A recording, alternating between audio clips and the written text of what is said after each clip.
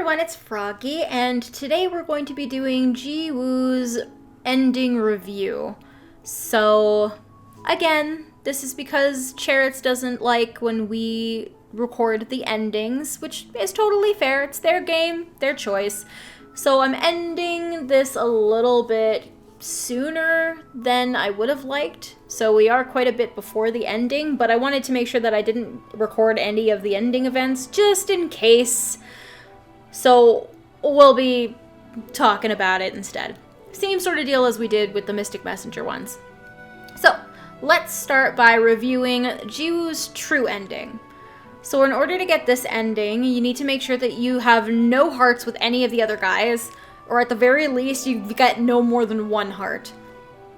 When we're about a month away from the animal's departure, so about 1 month from when the 1 year mark from when the animals arrived, that's when we're going to get a cutscene where Jiwoo meets the wizard, and he informs him that there's only a month left.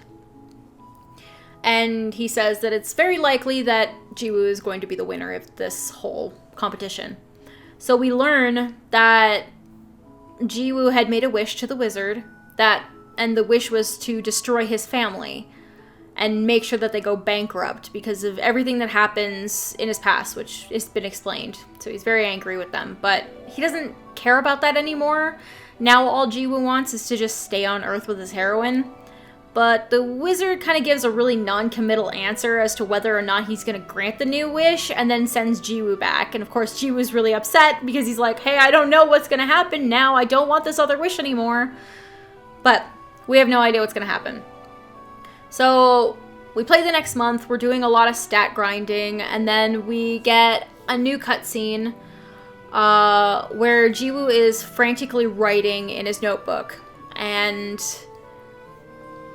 yeah, so at this point, it's been exactly 1 year since the animals were left in Heejung's room. And Jiwoo asks Heejung what she remembers over the last year that they were together, and the two of them reminisce about the time that they spent together. Heejung ends up passing out on Jiwoo's shoulder, and when she wakes up, he's gone. So she goes out into the living room, confused as to where he went, and all the animals are still there, they're still in the house, but they have no idea where they are or who she is, and their animal ears are gone.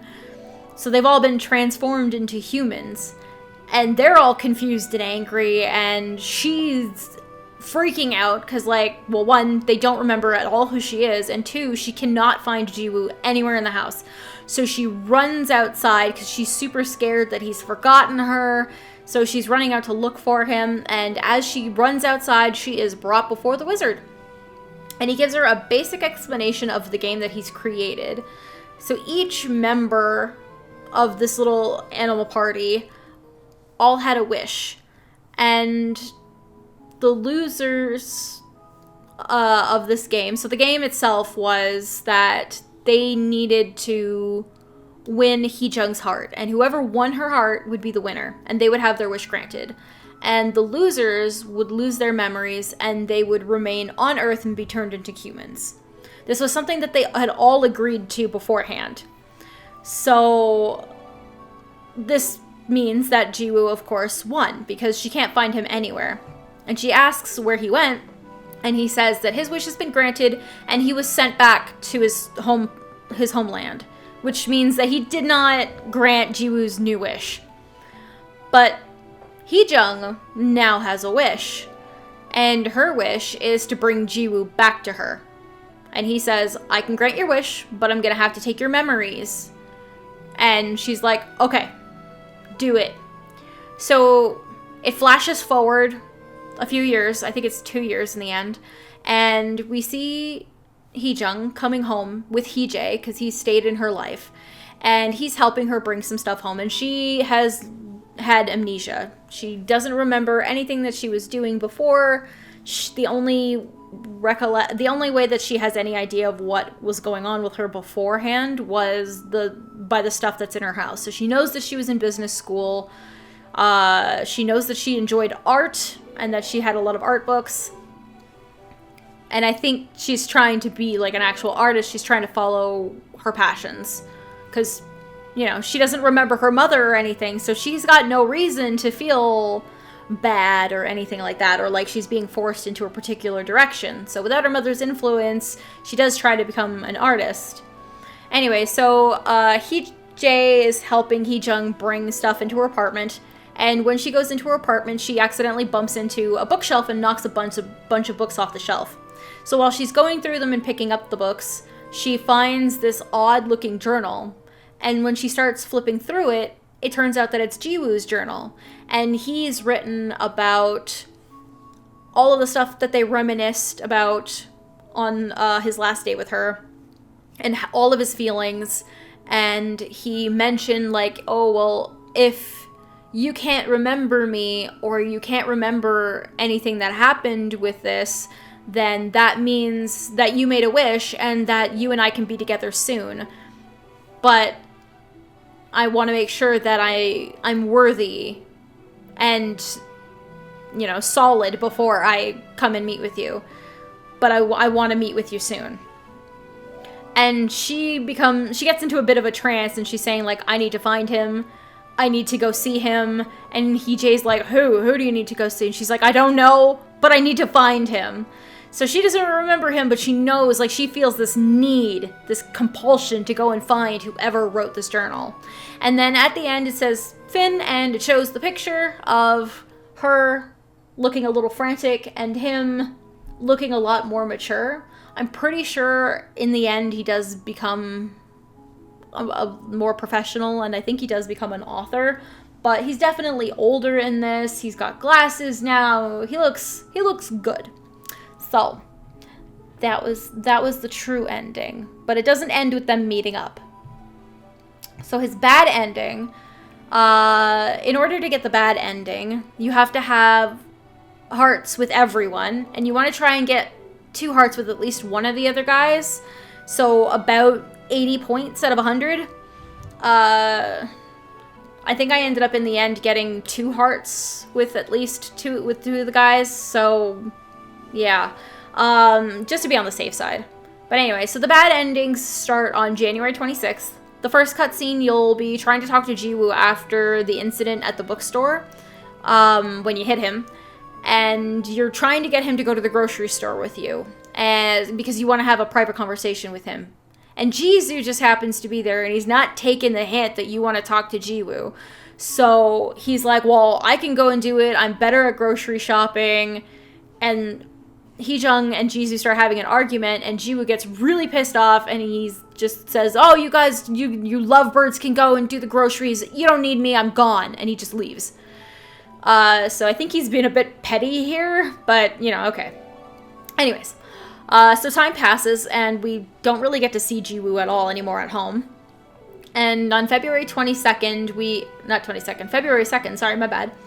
We get another cutscene where Heejung and Heejae go to the bookstore because they need to buy some new textbook for school or something. And they both end up going for the same book, and their hands accidentally touch, and Heejae begins blushing, which confuses Heejung because she's not entirely sure what's going on, and she doesn't see him in that way at all.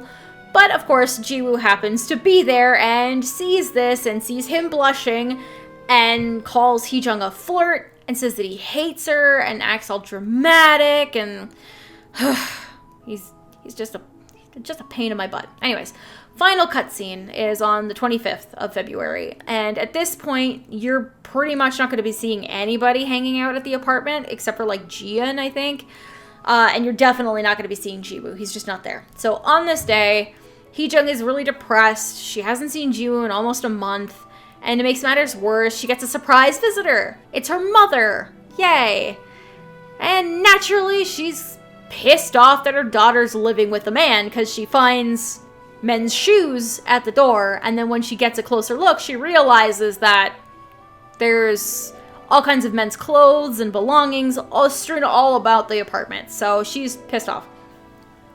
And then as they're fighting, Heejung lets slip that she's actually living with multiple men, which gets her mom into like a total rage. She starts tossing stuff off the balcony and ends up having a heart attack. And of course, Heejung feels super guilty and decides right then and there that she's going to move home with her mom. She's going to completely give up on herself. She's gonna let her mother decide everything about her future. She just wants her mom to not give up on her. And that's it. Her mom just decides what her future is going to be. She goes to law school. The mother's plan is for Heejung to like marry some nice guy and have a family and stuff like that. And it's awful. So I really hate the mother. I hate the mother. And I hate that Jiwoo was being so dramatic in this. Like, I get that he's a tsundere and all that, but like, he basically let her life get ruined just by not having a conversation with her. And she let her own life get ruined. That also pisses me off. So it's like, figure it out. Anyways, I don't know. Oh yeah, and I don't even know if she like left a note for the other guys about what happened, because she just up and moved, and it's like, okay, well, all these people that were living with her now suddenly don't have a home, and I don't know what happens to them. Like, does no one win and they're all stuck on Earth? Or do they all get sent home in the end? Like, I'm not entirely sure what ends up happening there. But anyways, bad ending's really bad. And the good ending is okay, but like, I'm upset that they don't actually get to meet, you know? I wish that they would have. I wanted more closure from this ending. But in the end, we just didn't get a whole lot of closure from it. We just know that Jiwoo is on Earth and that they're going to be looking for each other. So, at least that. So all we can do is hope that they do eventually meet up. But anyways, as far as Jiwoo's route goes, I did like it. I do like him. I do like the tsundere characters quite a bit. He's kind of a huge dick.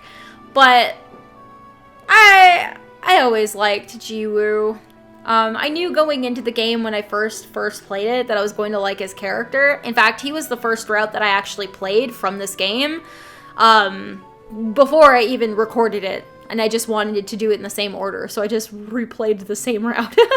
But yeah, no, I knew I was going to like his character, and I did. I found him interesting, and it was funny to get him all riled up, but then you'd catch him in these really cute moments when he's just like super like blushy and like, I don't like you or anything, and being all tsundere and stuff, and I think it's hilarious. But that's the kind of characters that I generally like. They're not usually my favorites. I tend to end up going for the very quiet and remote guys, usually. But I don't know. The Chariots ones are kind of all over the place, because, like, I don't know. I'll talk more about it, I guess, once I get through the game. But either way, that's pretty much it for this review. I hope you guys enjoyed this route. We're going to be doing Jisoo next, so I hope you guys are looking forward to that. Anyways, I hope that you liked this episode. If you want to see more videos from me, then don't forget to like, comment, and subscribe. Thanks for watching.